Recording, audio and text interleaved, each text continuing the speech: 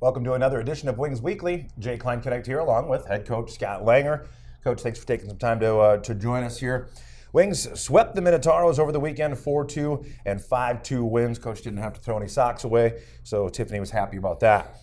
Now 5-3-2, tied for first in the Central Division. Friday night saw O'Brien, Noble, Slottick, and Spillum all scoring, while Saturday, Carballo, Fletcher, Pitters, Murphy, and Spillum found the back of the net. May not have always been pretty, Coach, but you come away with two big wins against obviously a pretty tough opponent. How do you feel about the weekend? What do you take away?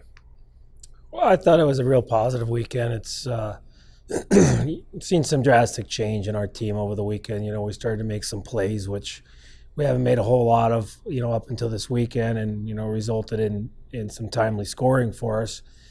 Minot had a lot of pushback, and in the past few games, we found a way to lose our lead, as opposed to, we just kind of did a great job defending against them. We had timely goaltending, and we just we found a way to put the puck in the back of the net. Yeah. Well, it's interesting that you mentioned that, because that was actually going to be my next point, was a pushback from Minot, especially in the second period on Saturday night. And I don't know, I kind of felt like, as you mentioned, that, in the past, maybe they would have allowed Minot to creep back into it, or even, as you said, give up a lead. Does that show a little bit of maturity in this team already in this early season? Well, I think it's definitely some growth. Yeah. We had a real solid week of preparation, and guys put the work in, and I think that made a lot of difference on the weekend. And they had some power play time there in the second period of the third, or in the second game. So, with that, they gained some traction. But I thought our guys did a great job of killing those off. And, you've seen Senard stick up for Joey Strada, which I think should happen, most of the time. And I think that's important. And our guys stepped up and killed that 5-minute major for Senard. And I think that's goes into helping build this team. Yeah, without a doubt. And some really strong goaltending, as you mentioned too, from Gabe Vinal. You guys outshot by your opponent in that second game of the weekend for the first time that I can recall this season, but still, again, find a way to win it 5-2. Solid goaltending, a big part, as we mentioned. And by the way, congratulations on the Central Division Star of the Week to Gabe Vinal. What can you tell us about this young man? Well, he had a year last year where, they didn't have a ton of success out in Northeast, but he did a great job out there, and, found his way on Sioux City's roster to start this season. He's highly touted. Last year he was on the NHL Central Scouting list, and who knows if he'll surface on that again. But it was funny, he came in last week, he didn't know anybody, but he went right to work. From the first time he went on the ice, you could tell he was a real worker. Mm-hmm. And he took a lot of pride in his preparation and his practices, and, a little bit of that's been missing around here. And, the weekend before we gave up 10 goals, which is absurd, I'll say. Definitely, that's just something that can't happen around here.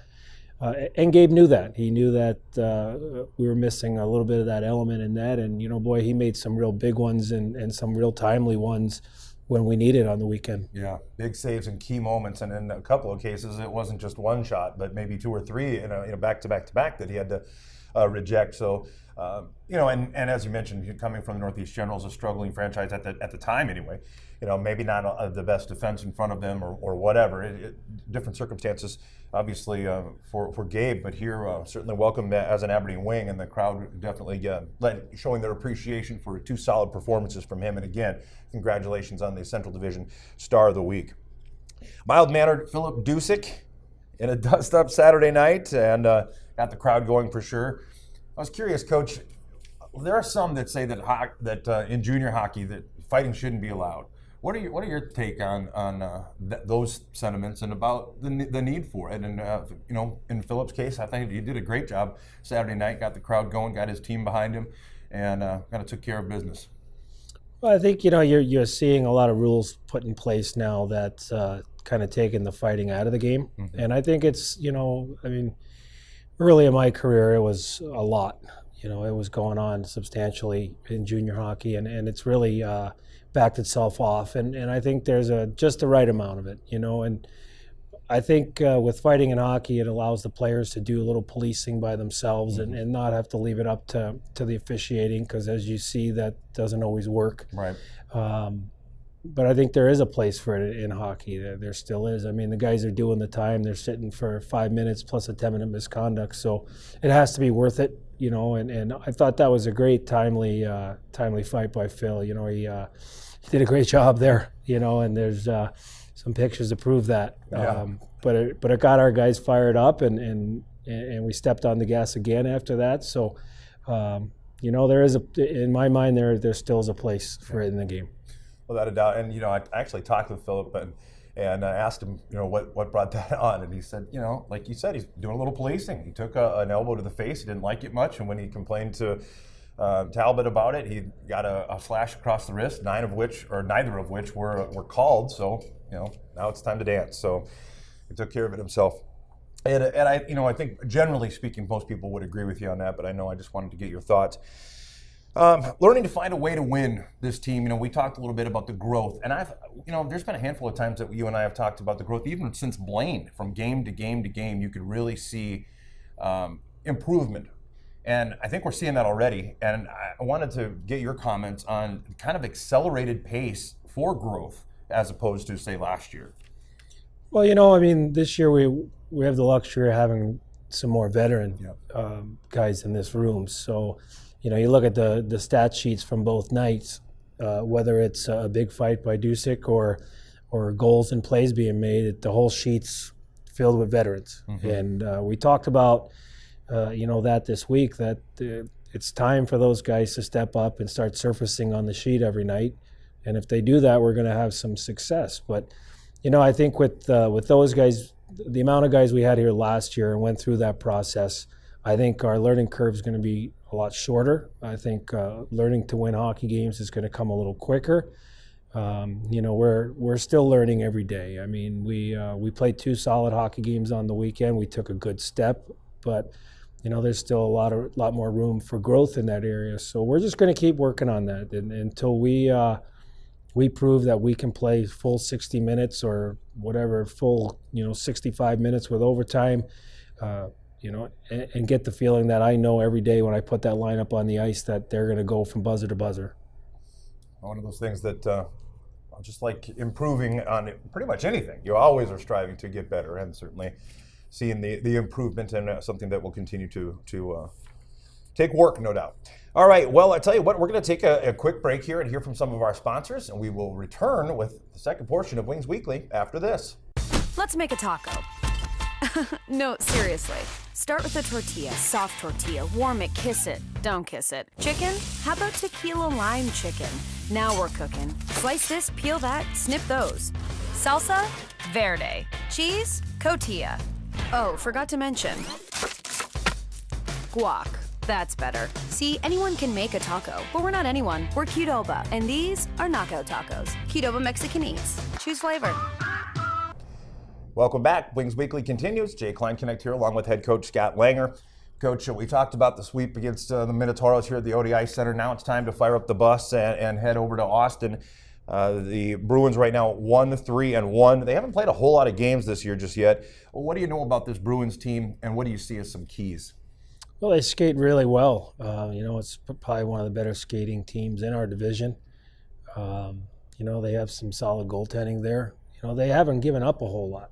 And that's what we have to expect to play against, is a team that's not going to give us a whole lot of space and going to be pretty tough on the defensive side. So we're going to have to compete and obviously earn our goals against them. So they're a good hockey team. They obviously their record doesn't necessarily show it right this second, but I think that they're going to get going because of their ability to skate and get up and down the ice. Yeah, well, and as you mentioned, not a lot of wins. They actually picked up their first one against the Blizzard on Saturday night, but it kind of feels like, and we talked about this ad nauseum last year about the parity throughout the Central Division. And you know that each one of these teams is going to be, come out and give you their best game, and maybe a little bit of a slow start. But I think as things go along, you start to see a little of that parity like we talked about last year, and I think you'll see it again this year. Coach, I had a question from a fan that was asking about the lineup and sometimes why there are 6 defensemen and sometimes there are 7. They were wondering why that is and what goes into that. Is that from a forward mom or? Actually, not a mom of any, but of any players. But it just depends. It's we have such a solid defensive core here, and we're deep.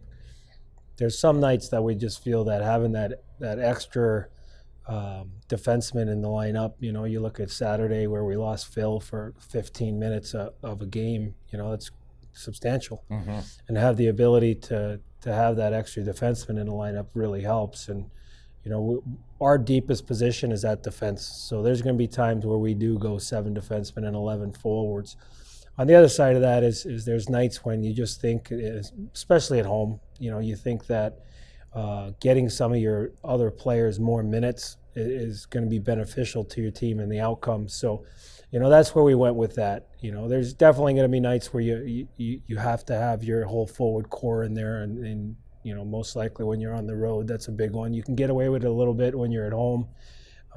But yeah, it's we do a lot. We have a lot of stress putting our lineup together, Coach and I, and because we have a lot of good people in this locker room and a lot of guys that come to work every day. Yeah. But you are going to see where we do dress 7D and 11 forwards on some nights, just because of there's guys on that back end that we truly need in the lineup. Well, there you go. Good answer.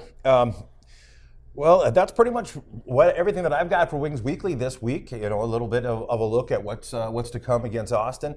I want to remind you all that the puck drop at 7:05 there at Riverside Ice Arena in Austin. You can catch the games on 94.1 The Rock and HockeyTV.com. You can also go to Buffalo Wings and Rings in Aberdeen and watch it there. You listen to the game on 94.1 The Rock on HubCityRadio.com or the Hub City Radio app. Wings return home Friday and Saturday, October 27th and 28th to take on the Minnesota Wilderness. Visit AberdeenWings.com for all the latest Wings information. That'll wrap up this week's Wings Weekly.